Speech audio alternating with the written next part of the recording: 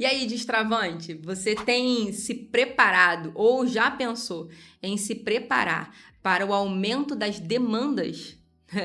A gente às vezes acaba pensando muito nisso quando chega em dezembro, né, com as festas de final de ano, ou quando tem alguma data comemorativa um pouco mais marcante, como o Dia dos Namorados, Dia das Mães, mas a gente precisa estar preparado para esse aumento de demanda, principalmente quando a gente fala de MEI, porque a gente sabe que os MEIs, né, o MEI em si, ele tem as suas limitações. E com esse aumento de demanda, você pode acabar ultrapassando alguma limitação do MEI e se desenquadrando. Então, por isso, é muito importante, eu te convido a ficar comigo até o final desse vídeo, porque eu trouxe aqui algumas dicas importantes para que você venha aplicar no seu negócio. O primeiro de tudo é foco no desenvolvimento. A gente não pode deixar de crescer com medo do desenquadramento do MEI. Eu sei, né, que sair do microempreendedor hoje para uma empresa de simples nacional assusta porque é uma mudança muito radical. A gente já tem vídeos falando sobre isso aqui, mas a gente relembrando de uma forma rápida, a gente tem grandes diferenças quando a gente fala principalmente no valor do imposto, porque no MEI hoje, o imposto ele é calculado com base no salário mínimo, é um valor fixo e mensal. Quando a gente fala de uma empresa no Simples Nacional, esse valor do imposto ele é calculado em cima do recebimento mensal da sua empresa, o faturamento bruto. E aí, de acordo com os anexos, cada anexo tem a sua alíquota inicial. Então, não é um valor fixo. E também ele vai variando de acordo com os anexos. Então, dependendo se a sua atividade está no anexo 1, está no anexo 3, é um pouco mais complexo. Mas a gente não pode fazer com que o medo de ser muito grande venha impedir a gente de desenvolver. Então, foco no desenvolvimento, porque a gente não está aqui para ficar travado. A gente veio justamente para destravar. Eu repito que, para mim, né, o MEI realmente ele é um ótimo início para quem quer começar a fazer qualquer tipo de negócio. Seu negócio precisa estar formalizado, você precisa recolher os impostos, você precisa dar credibilidade do seu negócio para o seu cliente. E o MEI, ele vai te ajudar a ter uma noção do que é ter uma empresa. É uma noção muito rasa, mas já é uma noção. Você começa a separar o que é da empresa, o que é da pessoa física, e com isso, você vai o quê? Ganhando experiência para esse momento de crescimento.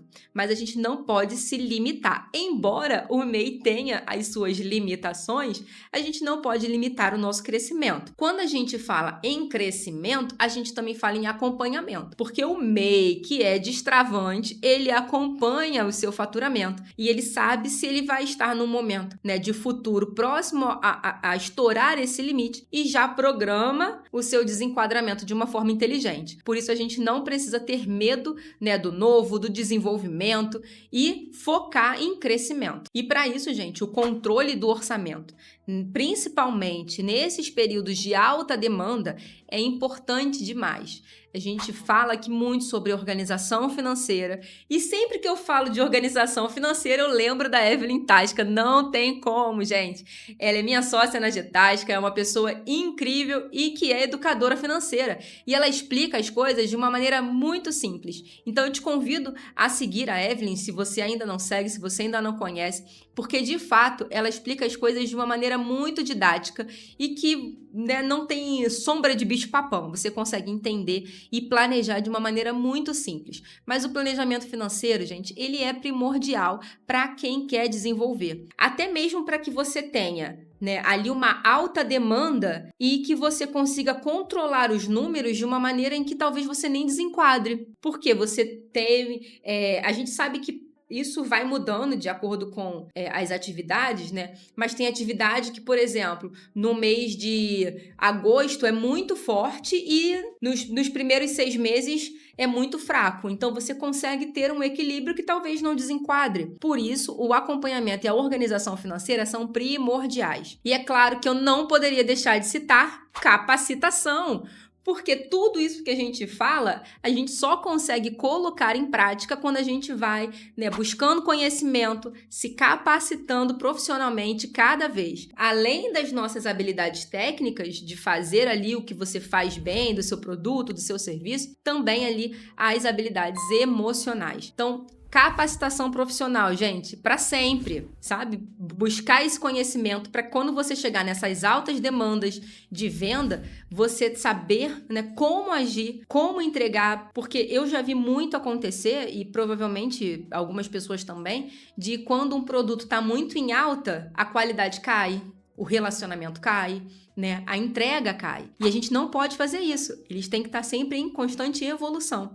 Por isso, é importante a gente se preparar. Aqui na Getasca, que é a empresa que eu trabalho, nós temos um programa de mentoria, tá? Que acompanha mulheres. É muito bom a gente falar isso aqui, que eu acho que eu nunca tinha citado isso aqui no vídeo. E é muito bacana. A gente tem ali um acompanhamento de mentoria com mulheres, principalmente com a jornada do empreendedorismo, que justamente acompanha essa mulher nesses primeiros passos do empreendedor. Quando ele precisa de planejamento, precisa definir ali a sua visão de futuro, seu propósito, as suas metas, seus indicadores. Então, a gente consegue dar ali munições, ferramentas e capacitação para essas pessoas, para que elas possam depois, colocando em prática, gente, precisa colocar em prática. De nada vai adiantar, você vai assistir muitos vídeos aqui meus de outras pessoas, mas se você não colocar em prática tudo aquilo que a gente vem falando, tudo aquilo que a gente vem trabalhando aqui, a gente realmente não consegue, né, ver a diferença no nosso negócio. Aí a gente fica naquilo, a gente vê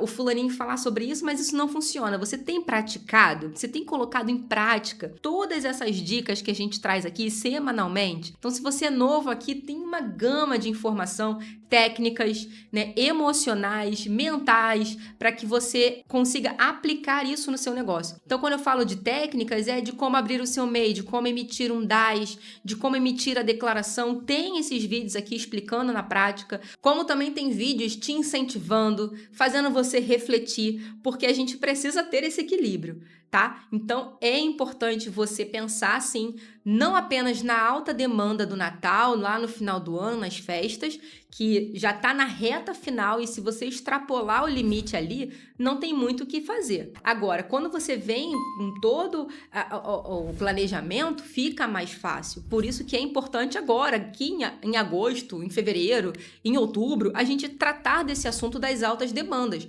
Porque nem todos os segmentos, eles têm uma alta demanda em dezembro. Em alguns, eu conheço alguns segmentos que têm uma alta demanda em janeiro. E é preciso a gente estar preparados para isso.